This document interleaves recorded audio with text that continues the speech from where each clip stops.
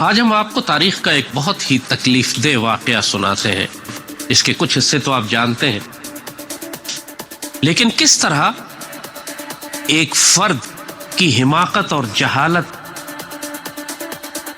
ایک قوم کی سیدی رسول اللہ سے غداری پوری امت کے لیے کتنی تکلیف کا باعث بن جاتی ہے کہ صدیوں بعد بھی امت کا خون بہتا رہتا ہے. کئی سو سال سے خلافت عثمانیہ مسلمانوں کی قیادت کر رہی تھی. وہ تلواریں امت مسلمہ کی محافظ تھیں. پوری دنیا کا کفر اور یورپ اور دوسری جانب روس اور ہر طرف سے وہ امت مسلمہ پر جب بھی حملے کرنے کی کوشش کرتے تو خلافت عثمانیہ کی تلواریں مسلمانوں کی حفاظت کرتی. کئی سو سال تک اسلام کا پرچم پوری دنیا میں لہراتا رہا. دشمن کبھی بھی مسلمانوں کے قلب میں فلسطین یا مکہ اور مدینہ کے قریب نہیں پہنچ سکا، کیونکہ ترک تلواریں خلافت عثمانیہ کے پرچم تلے مسلمانوں کی حفاظت کر رہی تھیں. ایک مرکز تھا، ایک خلیفہ تھا، ایک حکمران تھا اور مضبوط حکومت تھی جو صدیوں سے جاری تھی.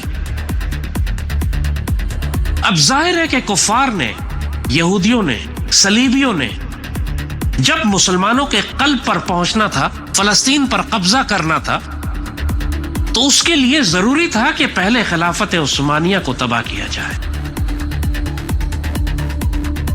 یہ صہیونی تحریک کا بانی تھیوڈور ہرزل 19ویں صدی میں یہ سلطان عبد الحمید کے پاس آیا. سلطان عبد الحمید سے کہا کہ ہم آپ کو دنیا کی دولت دیتے ہیں، آپ فلسطین کا علاقہ ہمیں فروخت کر دیں. سلطان عبد الحمید جلال میں آ گئے، فرماتے ہیں کہ یہ فلسطین امت کی امانت ہے میرے پاس، جب تک میں زندہ ہوں یہ فلسطین تمہیں نہیں دیا جا سکتا.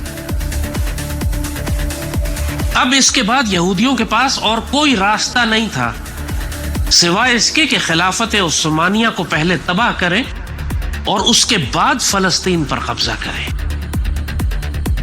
لیکن یہ دیکھ چکے تھے کہ براہ راست خلافت عثمانیہ کو یہ تباہ نہیں کر سکتے.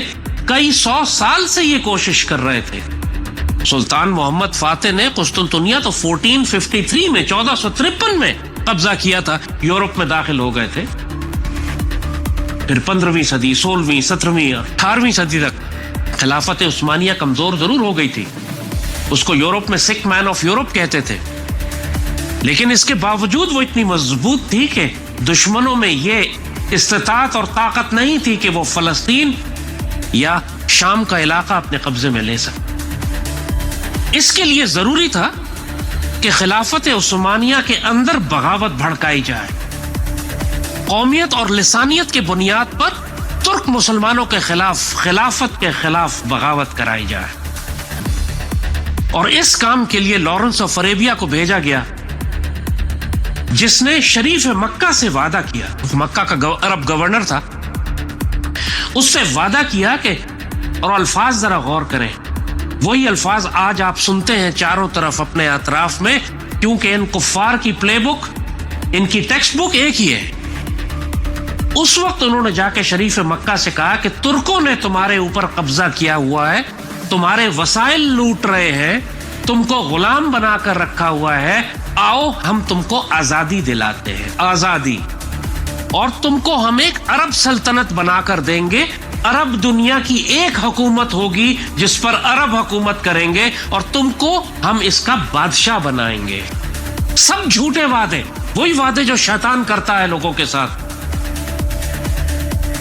اس بے وقوف آدمی نے، حالانکہ وہ اہل بیت میں سے تھا، جس پر بابا اقبال نے کہا کہ ہاشمی بیچ رہا ہے آبروئے دین مصطفیٰ، اس واقعے پہ تھا یہ شعر اس بات پر کہا گیا تھا کہ جب اس نے لارنس آف اریبیا اور برٹش امپائر کے ساتھ معاہدہ کر لیا کہ میں عربوں کو اکٹھا کر کے بغاوت برپا کروں گا خلافت عثمانیہ کے خلاف، ہم ترکوں کو پورے جزیرہ نما حجاز سے اور عرب ممالک سے نکالیں گے اور یہاں پر ایک عرب سلطنت بنے گی، ہم کو آزادی ملے گی، ترک ہمارے وسائل کو لوٹنا بند کر دیں گے، یہ غاصب فوج ہے جو باہر سے آ کر اس نے عرب دنیا پر قبضہ کیا ہوا ہے. یہ سارے الفاظ آپ سنتے ہیں. آج مارنگ لانگو بھی یہی بکواس کر رہی ہے, وہ بدذات راولا کوٹی کشمیری جو اپنے آپ کو کہتا ہے وہ بھی یہی الفاظ استعمال کر رہا ہے, منظور خنزیر بھی یہی استعمال کر رہا ہے. ایک ہی الفاظ ہے. شیخ مجیب نے بھی یہی خرافات, یہی الفاظ اٹھائے تھے.